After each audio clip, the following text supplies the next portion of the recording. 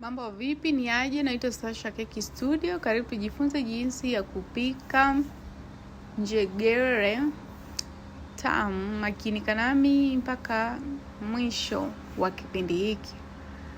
Okay, kwanza utakuwa na njegere ambazo zimechemshwa, ziwe kavu au mbichi, inategemeana na wewe unataka zipi.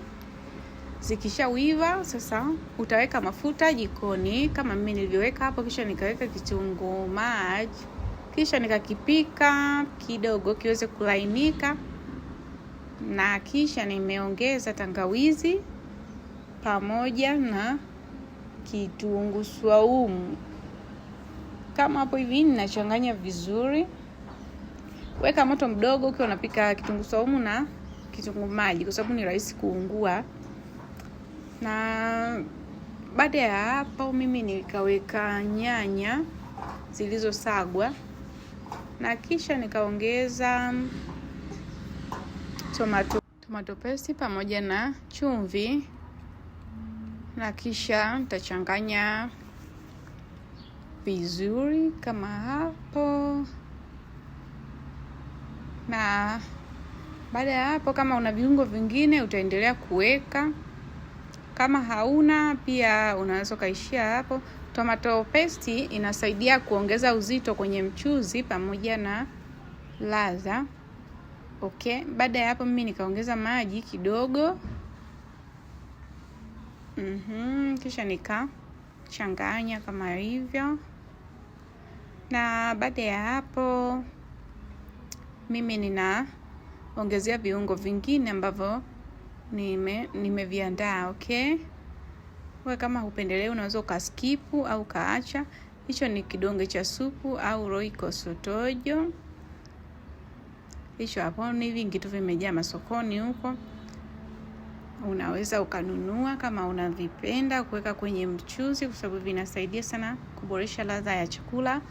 Na baada hapo mimi nikaongeza mchuzi mix. Mchuzi mix huu una viungo tofauti, kwa hiyo nimechanganya yake. Na baada ya hapo nitafanyaje? Nitafunika kidogo kama dakika 3 mpaka 5 ili mchuzi wangu uweze kuiva vizuri. Kama unavyoona hapo tayari umeiva. Sasa naweka njegere zangu.